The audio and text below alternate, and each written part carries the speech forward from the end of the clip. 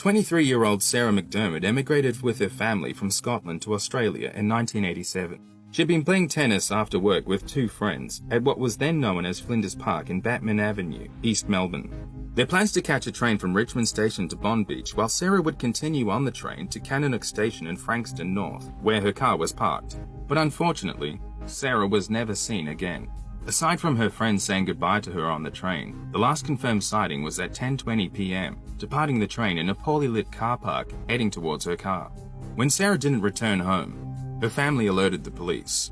After deducing her last known location, police searched Cannonook Station and the surrounding area. They found her red 1978 Honda Civic abandoned in the car park. Next to her car was bloodstains, and investigators also found drag marks leading into the bushes. A cigarette lighter belonging to Sarah was also discovered. Later, witnesses said McDermott got off the train and crossed the footbridge to the car park, where they reported they heard a woman shouting, "Give me back my keys." An extensive 21-day air, sea and land search involving more than 250 police produced no results. An inquest in 2006 found McDermott had been the victim of foul play, but the exact circumstances were unknown. Police had several persons of interest, but no confirmed suspects. For over 30 years, no trace of Sarah McDermott's remains has ever been found. The reward for any information to her remains and a conviction stands at $1 million.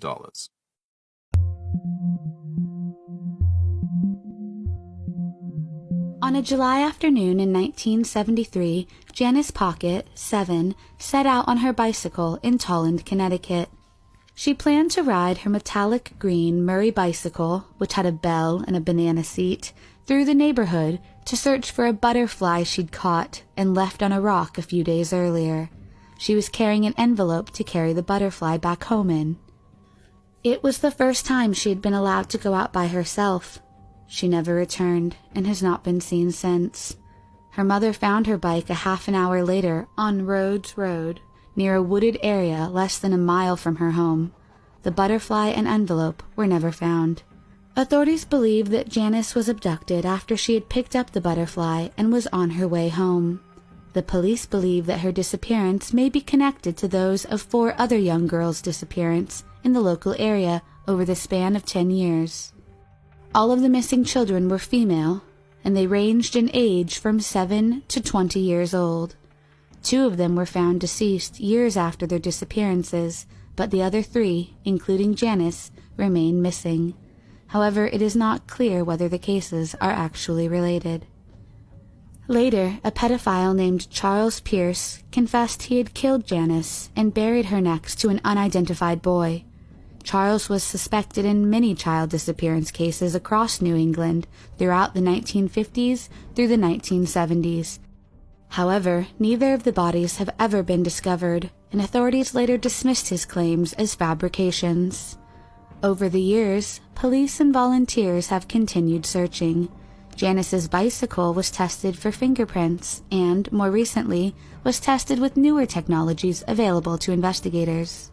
However, no evidence related to Janice Pocket was ever found. One potential suspect, Nathaniel Bar Jonah, now deceased, lived about 20 miles from Tolland at the time Janice Pocket disappeared. His criminal record included prison terms for the abduction and attempted murder of 2 boys in the Massachusetts area, and he was later convicted of molesting 2 other boys in Montana. When police later searched his Montana home, they found fragments of a child's bones, but they could not match them to Janice Pocket. The suspect, Nathaniel, died later of a blood clot in a Montana prison in April of 2008 at age 51, and the identity of the child whose bones were found remains a mystery. No one has been charged with Janice's disappearance, and she remains missing for over 44 years.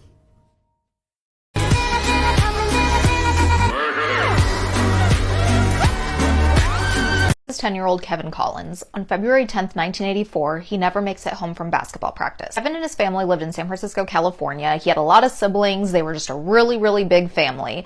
That night at dinner, his parents noticed that he wasn't there. His mom calls the coach, who's the one that brings him home, along with other teammates, and he said that Kevin never got in his vehicle that day. His parents start to really worry. He was a good kid. He didn't wander off, didn't really get into trouble, things like that. So they instantly start looking for him. They go to San Francisco PD to try to get some help. And the reaction that they get from the police are, is he over at a friend's house? Would he have ran away? Anything like that. And this is the 80s, so keep that in mind. But they tell them that they need to come back 3 days later, and that's when they can file the missing persons report. And if we know anything, time is of the essence with missing persons cases. As the search starts, Kevin's older sisters watch the younger siblings. His parents go out and they do all kinds of stuff. They get flyers, they get the neighborhood involved, and after the 3 days, they do go back and file this missing persons report.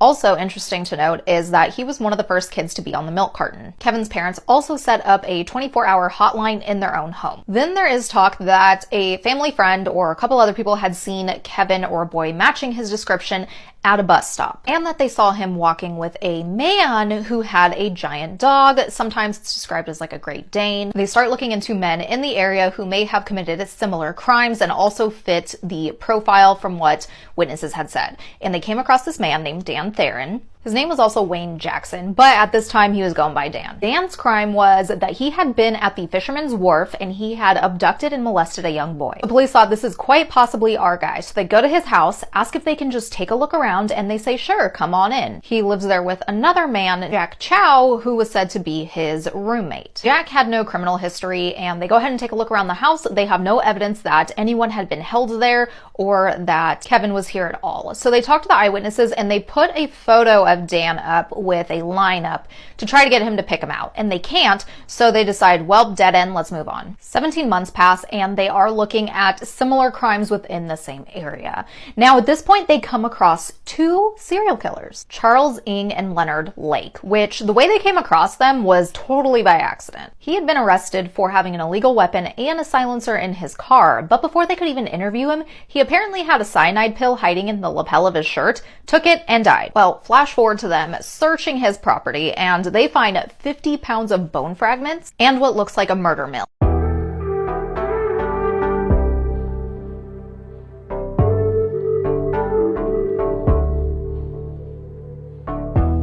Yeah, I don't know if I can let you leave, 'cause all I want is you right next to me. And I don't care where we are gonna be, 'cause all I really want is your company. And please tell me you feel the same for me, 'cause if not I'll drown in the open sea. Yeah, tell me where to be, yeah. And tell me what you need, yeah. 'Cause all I really see, yeah, is you and me in infinity.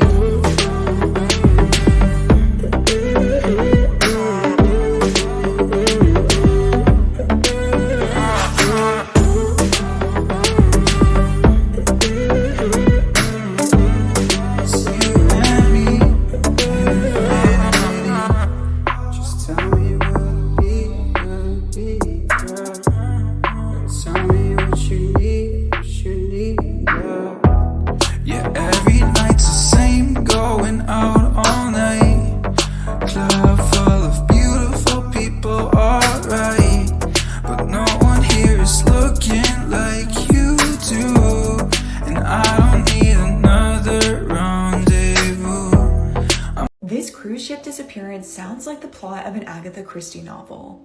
The Turkish heiress of Tiffany's, the jewelry company, went overboard on a cruise ship while on vacation with her boyfriend. He waited 20 hours to report her missing. In October, Dilek Ertek went on a cruise to the South Pacific with her boyfriend. Near Tahiti, she went missing and is presumed she went overboard.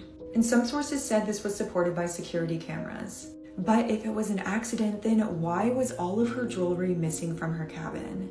People are also wondering how somebody who was 5'2" went over the 3-foot railing on the balcony. As the ship turned around and docked at Tahiti, authorities questioned her boyfriend but released him, citing a lack of evidence. Because a cruise ship is the perfect way to get rid of someone. Her body and any evidence that might be on it has not been found. And since then, her boyfriend has returned to his country of residence, Switzerland. Since it happened overseas, Turkish authorities haven't been able to get involved, but they do plan on filing a wrongful death lawsuit against the Norwegian cruise line. And to make matters more shady, a couple from Michigan was celebrating their honeymoon on the same cruise line, which, being involved in an international mystery, has to be kind of a rocky way to start your relationship. They said they witnessed a strange relationship between the couple where Dalek was sitting alone and her boyfriend came up and offered another seat and she rejected him, and then they sat for 20 minutes in complete silence. And no charges against anyone have been filed in Dalek's case.